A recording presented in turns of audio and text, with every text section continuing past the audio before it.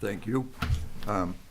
Welcome to the Tuesday, November 18th, 2025 special meeting for executive session. I'll make a motion to move into executive session pursuant to 1 MRSA 4056E, and it'll be a consultation with legal counsel on roles and responsibilities of the board. Second that. All those in favor? Thank you.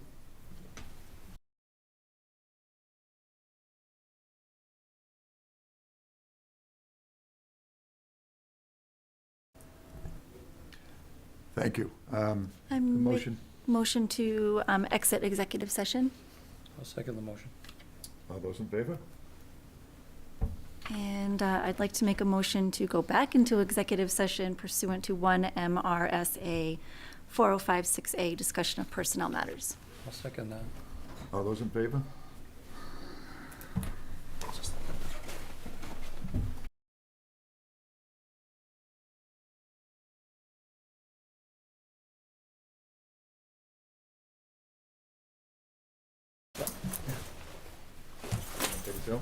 I make a motion to exit executive session. Second. All those in favor? All right. We're going to take a 5-minute break, Bill.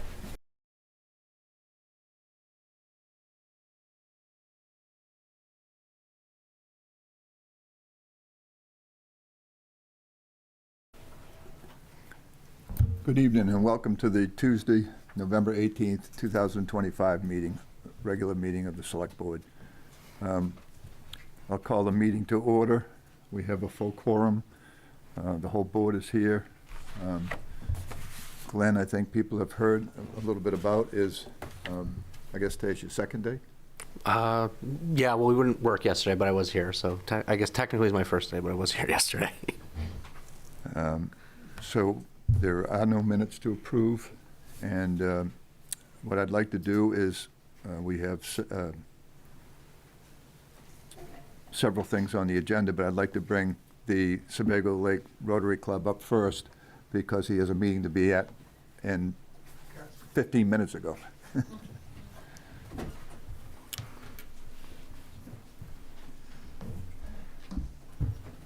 Good evening.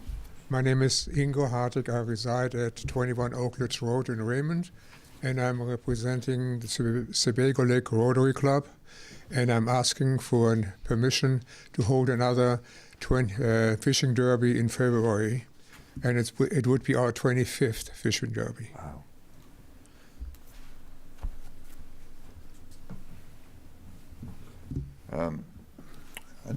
I guess I'd ask, there's no code option. It's just a matter of they've done it every year, so we're really looking at just approving the use of Raymond Beach, basically. Yeah. Is that correct? Right. That's what I thought. Is there a motion? I'll make Go ahead. I'll make a motion to approve the use of Raymond Beach for the Sebago Lake Rotary Club's ice fishing derby. Second. Are those in favor? Oh. Can you drive backwards? Thank you very much. Thank you. Let's pray for ice. Under new business, we have Excuse me just a second. Kayla, can you pull your microphone? Sorry about that, Bill. Thank you.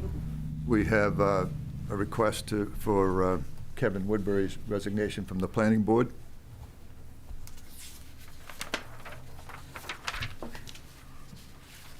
I'll make a motion to accept Kevin Woodbury's resignation from the planning board. I will second. All those in favor? Discussion? Yeah, well, discussion, yes.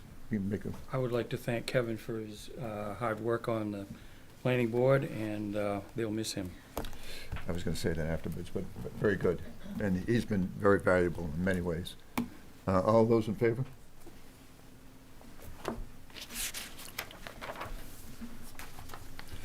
Business license of the Beacon.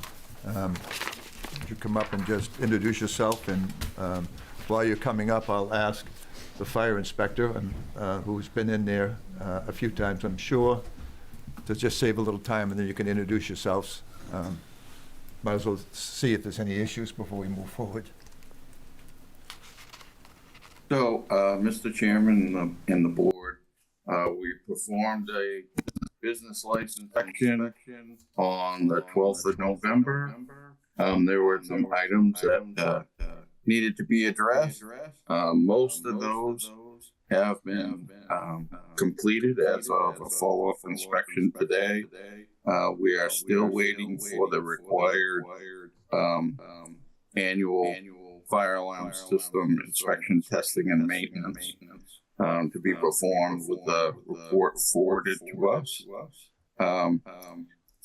The fire department would recommend to the board to approve, subject to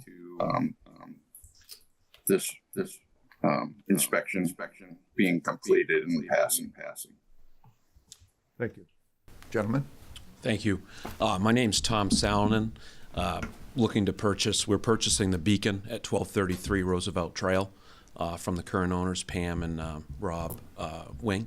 And we're before you tonight requesting a business license so we can proceed. Thank you for taking it over. It would be missed. I'm Greg Dean. I'm a partner with Tom on the Beacon. Our real vision is to continue what they've done. They've done a great job, so we're looking to operate the business in the same spirit they have, and there's no meaningful changes. Thank you. Any questions? They're staying. The whoopie pies are staying. Yeah. All right, I entertain a motion. Did they bring pizzas for testing? Well, that's a good question. I'll make a motion to accept the Beacon's business license, subject to completion of the inspection. Second. All those in favor? Thank you for Okay. doing business in Raymond. Thank you. Thank you very much. Kurt? Would you run us through the abatements and assessments? Kurt LaBelle, Assessor's Agent.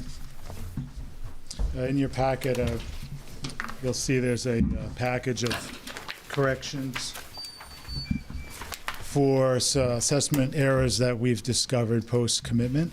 Those are typically, well, they're always done post-commitment through an abatement and supplemental assessment process. Most of these, actually all of them, are administrative in nature for the most part, and there's no disputes here with the taxpayers on these corrections. In your packet, I've done a brief description of all the abatements. I can go through them if you like, or I can take questions if anybody has any specific questions about any of these or about the process. So it's just basically bookkeeping corrections.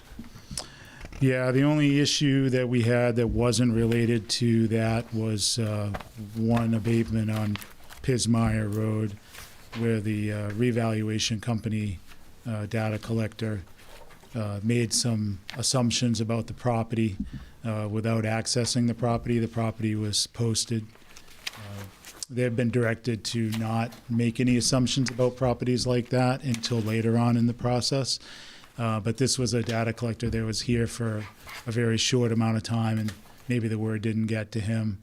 But he made some estimates from the street, which proved to be incorrect, which we've done a full inspection of the property since then. And we're looking to make an adjustment to this property to correct some of those issues. That's the only thing that wasn't purely administrative errors on our end. Mr. Chair, I've reviewed all these and they all seem pretty great. It was very self-explanatory.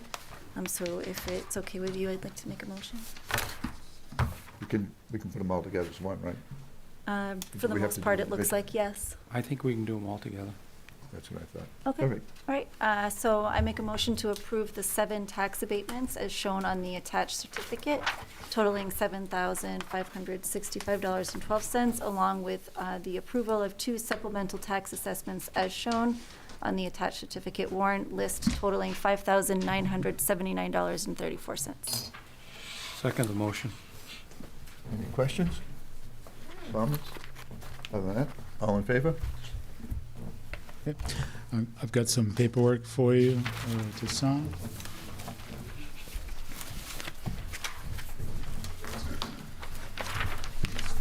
three there. Sign on each of the pass it on there.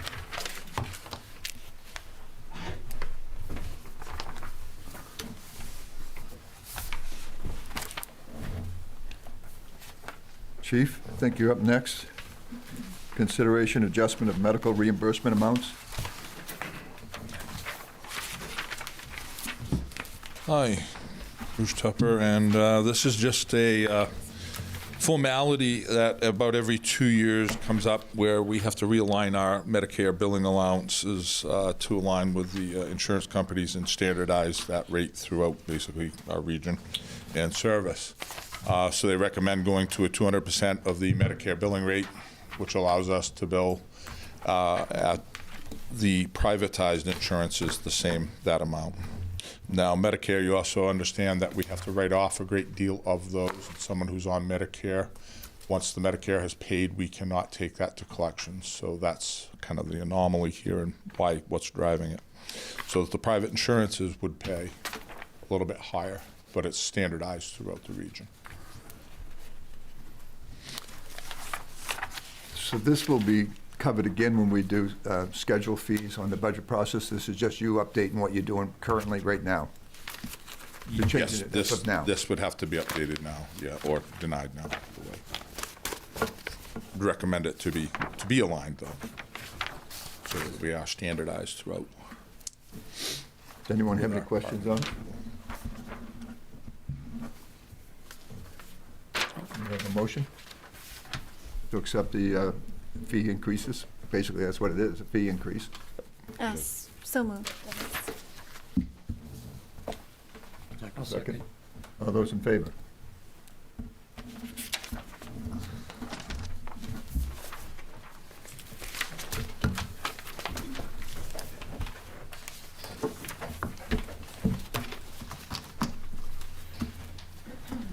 Next one is a consideration for the next step in a recall process. And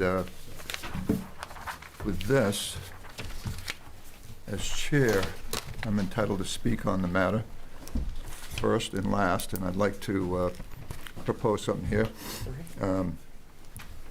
As the board has received a letter from my attorney, I believe that Kristen Collins had a direct involvement in the recent town of Limerick's recall ordinance that was challenged. I've hired her.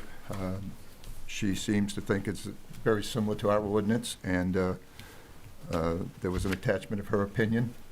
What I'd like to do is table this, or at least consider the board's consideration of tabling this motion, tabling motion for this agenda item until such time as our town attorneys provide their opinion. As the board and the town manager are aware of the email, the ruling she had, she gave us an opinion of her own. It was a restraining order by Judge Elo in the Superior Court. It happened this September of '25, and it will have a direct impact on our recall ordinance and its validity. So I'm asking for this for the good of the town, in the spirit of true fairness, and just a simple pause in the negative atmosphere that is started and may not need to continue should the ordinance be ruled invalid, as I expect it does, as does my attorney.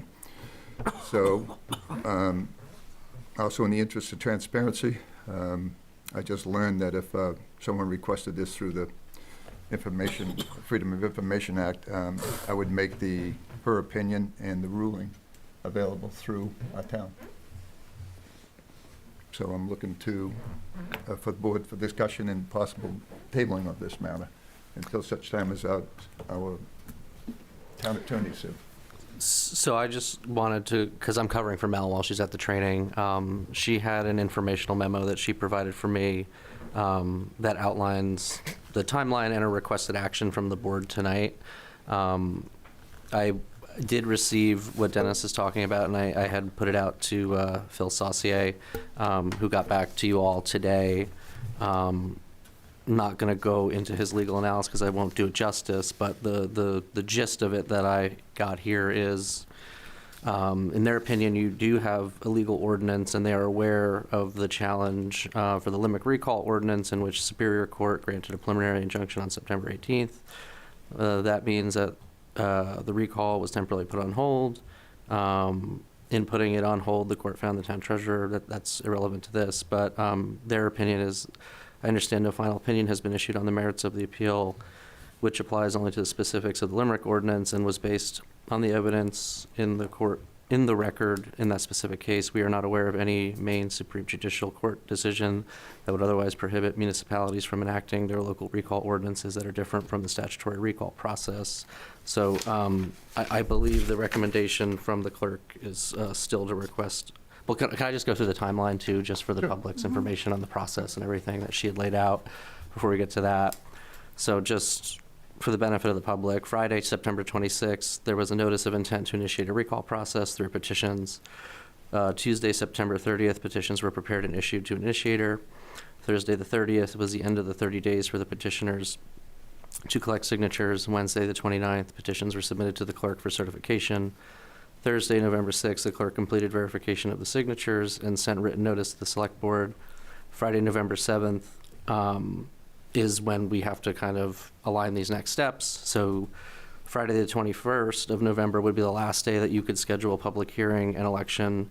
So the clerk is requesting a motion that the select board schedule a public hearing for Tuesday, December 2nd, which would be a special meeting at 6 p.m. And then authorize the clerk to schedule the recall according to the time frame prescribed by ordinance. That's all I've got on that. Mr. Chair, I'd like to speak to this. Sure. So I did receive the letter from Kristen Collins, as was provided to us. I read through that, and I read through the judge's decision. So the judge issued an order to stay the case. This has not gone to court. This is not case law. This is just put a hold on it, because the timing in Limerick was that if they actually went through this recall process, they would have run out of time. So the judge ordered a stay. It's not an opinion that the recall ordinance isn't valid. I believe our first email that we got from Phil Saucio, the town attorney, was that our ordinance can be more restrictive than state statute requires, that if to have a recall, the elected official has to be convicted of a crime and has to be in office for more than 4 months. That's not why this case got dismissed. It didn't get dismissed, it just got a stay. So everything's on hold. And it probably will never be heard because they've stopped the recall. So in our case, if we don't schedule the public hearing for December 2nd, our time will run out as a board to schedule a public hearing. Then the default in our recall ordinance is that Mel has to schedule it. I don't believe that we should put that responsibility on her. I think that we should schedule a public hearing, get all the information, the affidavits, the recall language, everything that we can get for the public hearing so the public can have their say about the recall. That's my opinion. Thank you.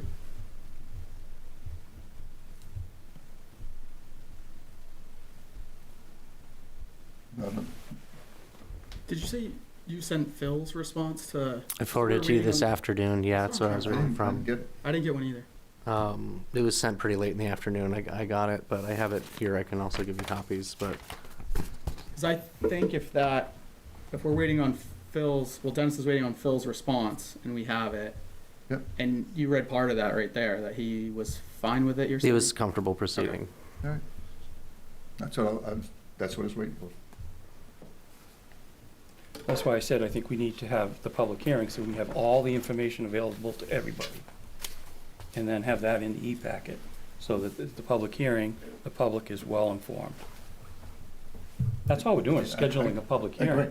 I agree. I didn't realize it came. And, Yeah, it came this I did afternoon. ask for that opinion 2 weeks ago or a week and a half ago, just so that we could move forward. So hearing that, we'll set up the, we'll make the motion then to set up the timetable. Right, that's the next step. I'll make a What's the motion. date that you wanted? It would be December 2nd at 6 p.m. because by the time you have your next regularly scheduled meeting, that time frame would have expired. So it'll be a special meeting on the 2nd. I'll make a motion that we hold a special meeting for the public hearing on the recall of the elected officials involved in the recall for December 2nd, a special meeting to start at 6 p.m. And she's also requesting to authorize the clerk to schedule the election as prescribed in the ordinance timeframe. Again, that's the request, not. So you think I need to amend the motion to? I've only been here 8 hours, so I'm not going to confidently say Start that. with the meeting anyway. I'm just going to leave the motion as Okay. I proposed it. Okay. Second. You seconded it? Any discussion? It's not for public discussion. It's an agenda. We're gonna have to, we have to have a public input on anything. Okay. It's gonna be limited anyway. Go ahead. Sure, it's not the clock. No, it wasn't that. I'm talking about the, I thought it was board discussion. no, it's just, it's the, Excuse me, you made a motion, it was seconded for discussion. I'm here to discuss it, it's an agenda item. Unless, let me ask the parliamentarian, is that correct? Yeah, you're correct. Thank you. All right, so all I'd like to say is to kind of reinforce what Selectman Hanson said. I did have a conversation today with the interim town manager. I would say, number one, when I first became aware of the recall initiative, what I did is went and educated myself as to what our policy is. I don't find that it's not a legal document, and I'm not a lawyer, but that was just my read on it. Is it inadequate? In my opinion, it is, and I believe I reached out to the chair and identified that. That recently, because of the number of spurious recall efforts, usually along partisan lines, to try and overturn an election, which I find is a significant action. Most people might not think that, but that's what I do. But bottom line being that some communities have done things like, well, the model is 10% of the gubernatorial vote, the last gubernatorial vote. But several communities to the south of us, in order to try and make this a more reasonable policy, have said 25% would make more sense if this is truly an issue. But anyway, there are a number of other things the communities have done to try and reduce the amount of these nuisance in what I would call divisive type of initiatives to recall public employees. Elected officials. But bottom line being that, along with what Chris said, the public hearing, and this needs to be well publicized. The information needs to get out to the community because it's been a chronic problem with this town government for many years as far as transparency and information getting out to the community. And although I understand that the recall does not actually have to abide by the rules of evidence, such as in court, there has to be evidence. And so I would say that, especially for anyone who has signed that petition, I would ask them, how much evidence have you seen about the accusations, and how much has been hearsay and what's on social media and the like, but how much evidence? And as I discussed with the interim town manager today, my first step is since I've never seen the petition, I don't really know what the actual reasons for the recall are. And so he directed me to try to contact the town clerk, who I was told was away. And so I've done that, and I'm trying to attempt to get a copy of that so I can clearly know what are the actual reasons for this recall. And then I would just encourage anyone attending this meeting on December 2nd at 6 p.m. come and provide, other than rumors and accusations, evidence about whatever these reasons are to overturn an election. And so that's my purpose in speaking to this agenda item. The fact that, I'll give you an example. I've heard that one of the issues is micromanagement. And I guess what I would ask is whether it was in a court of law. I mean, number one, first show the evidence that there was micromanagement. And even if there was, is that a reason to overturn an election? And can you show us some evidence of this micromanagement? I would also just say this in closing. There was a young lady here last month who was applying for a business permit. And what she did is she got up and spoke under public comment and said, she was advised by some of her friends that, maybe she shouldn't talk in favor of the recall because there could be recriminations in public. And what occurs to me is that, there's also been talk about the town employees basically being treated inappropriately. But let's see how many public employees will be there on December 2nd and provide evidence, not rumor or conjecture, about whether they were treated inappropriately. And although they're not bound under the laws of trial and perjury, let's see some evidence about that. So that's what I would just have to say on this agenda item. Thank you. Thank you, Peter.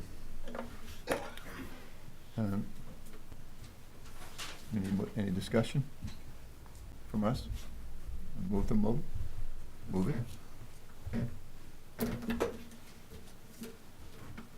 There was a motion made, right?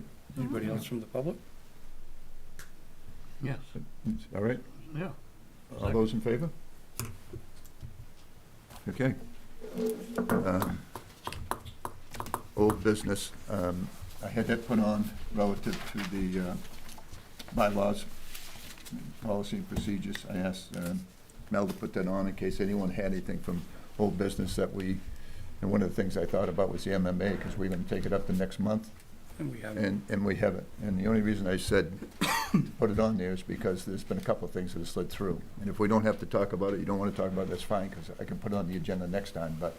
I think we were waiting on the MMA stuff. I thought we were going to get some information on insurances, as well as we did talk about we could prorate the membership. Yes. So we'd only pay a certain amount, which we could join, but there's other benefits from MMA that we were going to look into, and that fell through the cracks with the town manager's departure. So I think maybe we ought to have a conversation with the town manager and then put it on the next. Move this on to the next agenda. Okay. That would make it's the only one that came to mind. Derek? No, so he knows what he's doing would be. Well, give him I was going to say MMA typically provides three things. They can provide workers' compensation. They have the dues that you pay for the free legal services of the trainings, and then they also, through the health trust, provide health insurance. So of those three things, what is it the board would like to explore and get more information We on? had talked about the health. Yeah, Yep. I would say health and the legal advice. Well, that comes with the membership. Yeah, Okay. it's hard to Okay. it's So hard to just- figure out. Which part of the membership you're going to But use? no. It's the medical is easy to basically okay. identify and Do a comparison. compare. Yep. The legal is going to be a nightmare. Yeah, to try and to here's what I compare. will say, though. The insurance is usually done, according to what I heard at the public Budget and Finance Committee meeting, is in June, is around the time they do it, because we were doing a budget in February, and they said that the parts of the health insurance is bid out in June, or in May and June, in that area. And there's probably no one here that can tell me what it was, but remember that we Yes, discussed it in the Budget Committee, and they said, well, we don't have it now because it's done. So just keep that, I guess I'm just point of interest. You might check on when we actually can bid it out, but I still think we should look at it. Like you said, it's one of the things that has been discussed a few times. Okay. If you could put that on your plate after 8 hours. Yeah, I mean, at some point too, I would recommend exploring their workers' comp programs too. I believe you guys have Mimic, and I switched from Mimic to MMA at my previous employer, and we found significant savings in premiums, and also you get access to that NeoGov portal for employee trainings and other things that you get access to. And if we follow the SHAPE policies and stuff, they'll keep giving you reduced premiums. So it might be something worth exploring. It does take time to work through that process with them, though. So when you have more information, you come back to us at Right, the there you next go. meeting, then what we could possibly do is join as a member and then follow up with the research on these other issues and decide at a later date whether we want to do workman's comp or health insurance. Anything we can do to either improve or save makes sense. If you can do both. All. Yeah, if you can combine both of them, I think that the taxpayers would love it. So we're going to leave that in your court, Glenn. And you might find more than just those two things while you're out there exploring it. And you're probably more familiar with it anyway if you had it from your last job. Yeah, I would be surprised if we find savings on the health benefits, but I think on the other carriers, workers' comp and property casualty, you may be able to. Well, let me correct that. I'm not saying we have to have savings on everything. It may be a better benefit to keep people, So Okay. we don't need a motion. We can just move on to the next thing, which is public comment. So we'll open up to public comment, understanding it is just comment.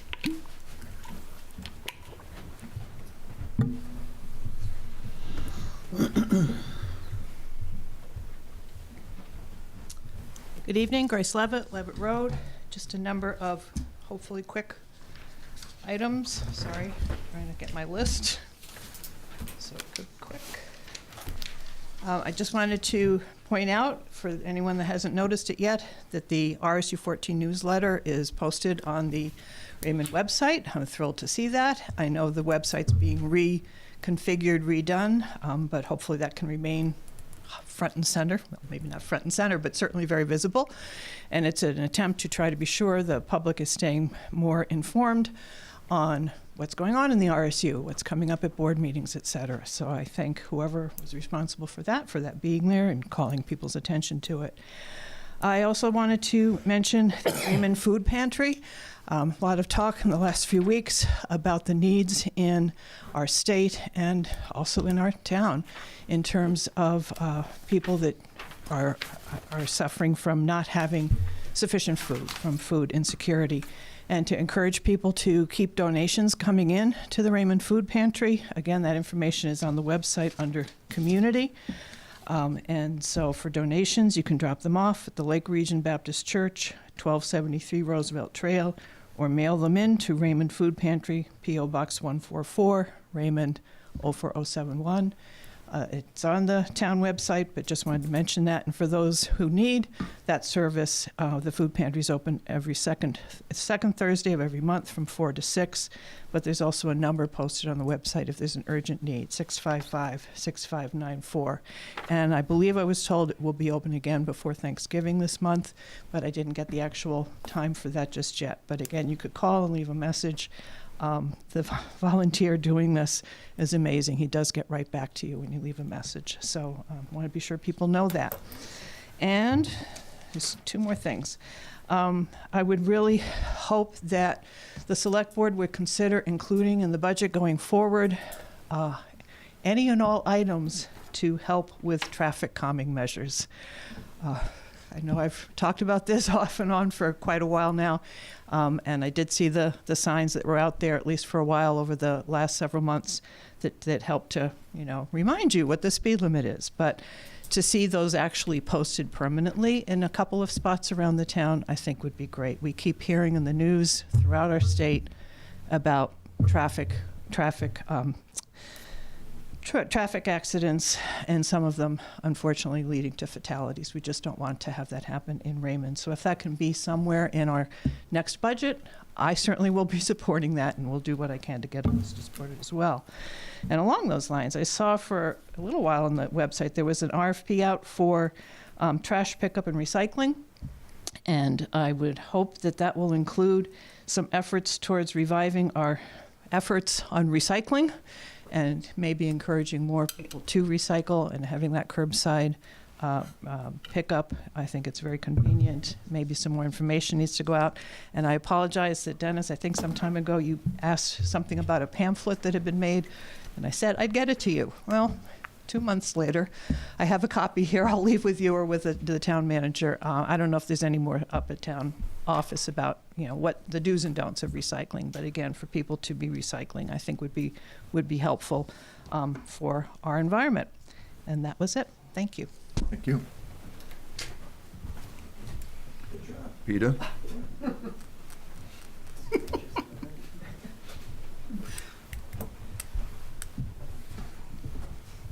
I'm her husband, Peter Levitt, 2 Levitt Road. So just a couple of things. When there's a lot of turmoil going on, and I understand and a lot of change, things can fall through the cracks. I think my wife and I have made it a point to try and keep some of these issues out front so that they don't fall through the cracks. So if it seems repetitive, it's because it is. So just as a reminder, the Comprehensive Plan Implementation Committee needs to be started yesterday. And to date, I have not seen even a request online or on our website for committee members to apply or for citizens to apply. So I would remind you of that. It is something that needs to be addressed. And also, it's interesting, I had a conversation with Kurt LaBelle today, and it reminded me that there was some interest in discussion about TIF district and establishing maybe a new TIF district and the potential for reducing county taxes, and also to be putting ourselves in line for more state grants, especially if East Raymond is going to be, as it has been designated in the comprehensive plan, as an area where a secondary village could be established along with the Jordan Small projects and the like. However, it is time sensitive. So 12 to 18 months to get it approved. We lose a good benefit in those tax savings if we don't get the state to approve the TIF district until after the reval.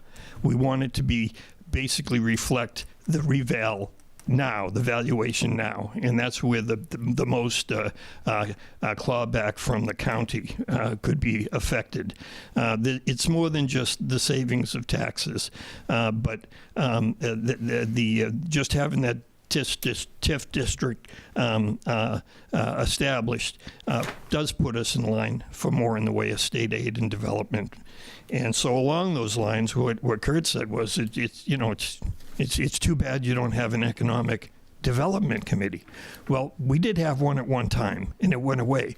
But I believe if you read the recently approved comprehensive plan, you will see in there that it was directed by the comprehensive plan committee and adopted by the citizens of the town that we reestablish the economic development committee. And so I would also ask you to move on that sooner rather than later, because the TIF district would be one of the things that the state would be saying, well, what's your rationale for that? And that would come from the committee work. So I just put those reminders in front of you because, those are issues from me that are more important than some of the other issues that are flying around town right now, and should be the thing that you're devoting your energies to. And then lastly, I'll just say this. I attended the planning board meeting last night and the only word I can use is disappointed that the 3 out of the 5 members voted as far as forwarding the short-term rental ordinance to the select board for review, decided to be neutral on it. They did not recommend it or not recommend it.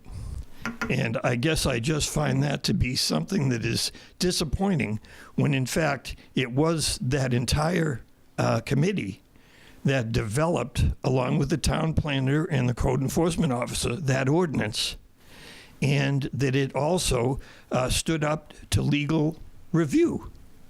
And so for that committee then to vote the majority to say, well, we're going to stay neutral with this. So we don't recommend and we don't not recommend. And so we're just going to send it to the select board as no recommendation. And I'll just tell you, from my perspective, that's a cop-out. You know, there has to be a certain amount of courage in municipal government. So that was my observation for last night, and I got to tell you, I am kind of non-committal one way or the other as far as how far we should go with a short-term rental ordinance.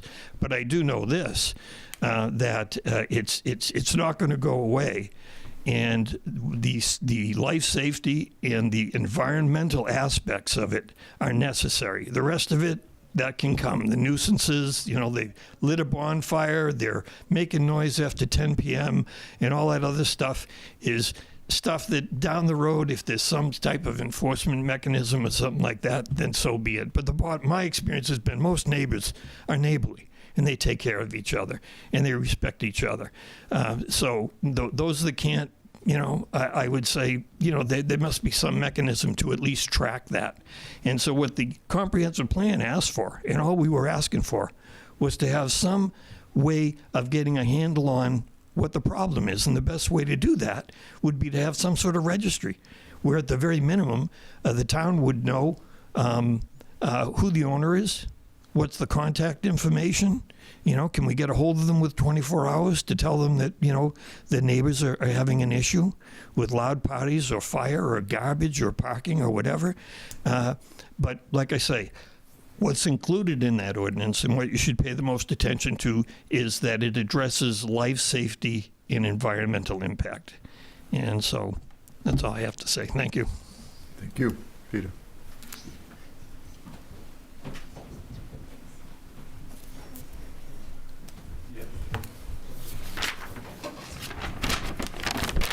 Hi, Teresa Sadak, 207 Webbs Mills Road. I have a question. I know the board was being careful as far as legal bills, and so my question is, I would like to ask about the legal bills regarding the board use. What is being done to keep the legal bills in check? For instance, with all the controversy going on with the books, our town manager, and other matters, I know that there was a 3-page letter that was sent from the chair to the attorney asking all kinds of questions regarding books and other stuff, and I only know this because of an FOA. So if we could get possibly on the next meeting to know what might be done as to keeping the legal bills in check. Thanks.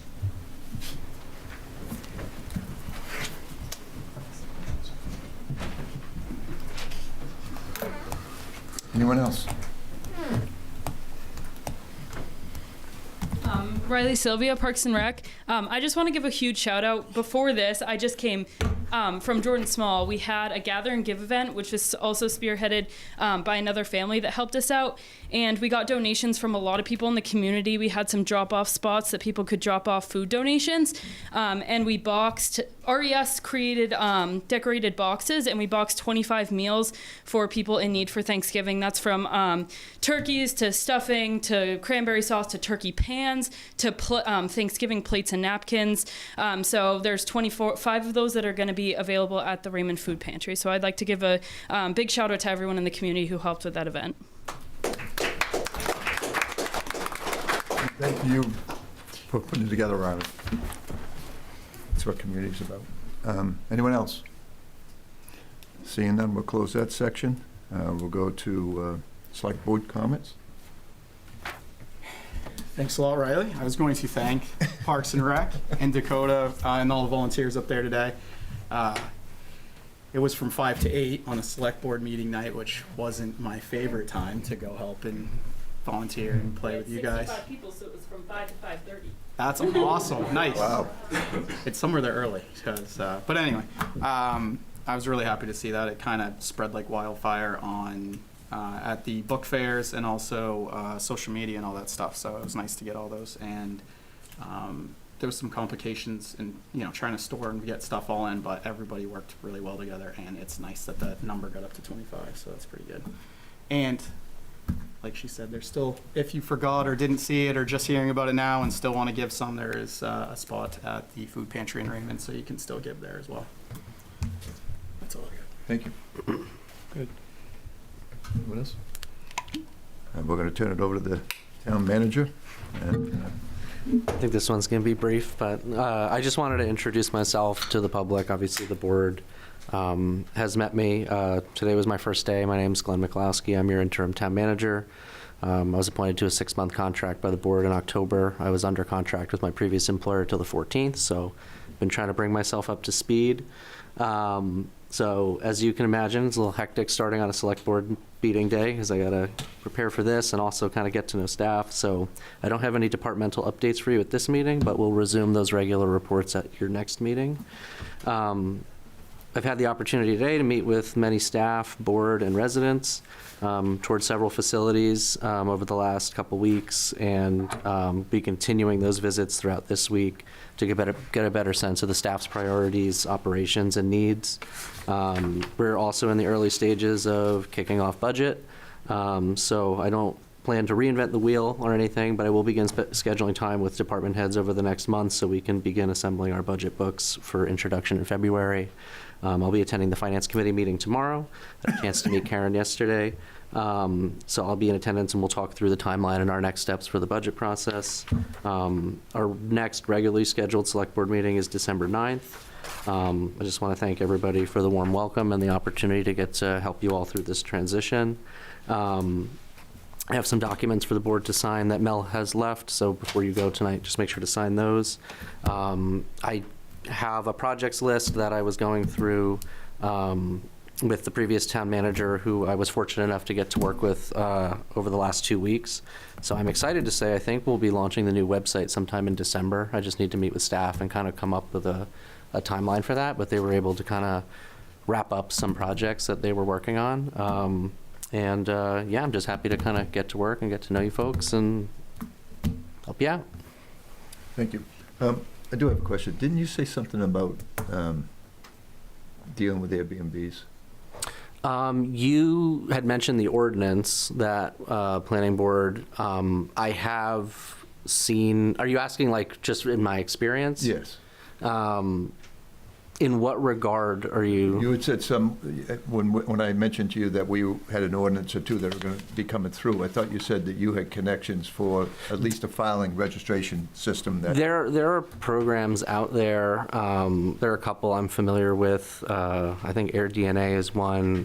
There's a product that a company, Granicus, uses to regulate those. I believe the city of Portland utilizes that one. But there are things out there that will help make enforcement of those things easier should the town pass an ordinance to regulate Airbnbs. Okay. And I'm sure you've dealt with it in your experiences as a codes professional as well. So yeah, I know of some of the same programs you're talking about. Yep, they're out there. They are out there. Okay, thank you. I think the upcoming dates. Yeah, so the next regular meeting is December 9th. Finance Committee meets tomorrow, and you have passed the order to hold the public hearing for the recall as a special meeting on December 2nd. That's all I've got up here, but typically second Tuesdays are your board meetings. Mm-hmm. And no conflicts with anyone for those 2 dates? No. Okay, those are done. Obviously, the upcoming holidays, Thanksgiving and the day after Thanksgiving, the town hall's closed. And then we're going to adjourn and then go into another executive session. We're going to adjourn after the executive session. Right? Yes, I mean, that's right. We need to move into an executive session and then we're going to come back out just to adjourn the meeting. So it's might as well announce it, huh? Oh, sorry. I make a motion to go into executive session pursuant to 1 MRSA 4056A, discussion of personnel matters. Second. All those in favor? All right, thank you all for coming tonight. Appreciate it. It's nice to see the place full.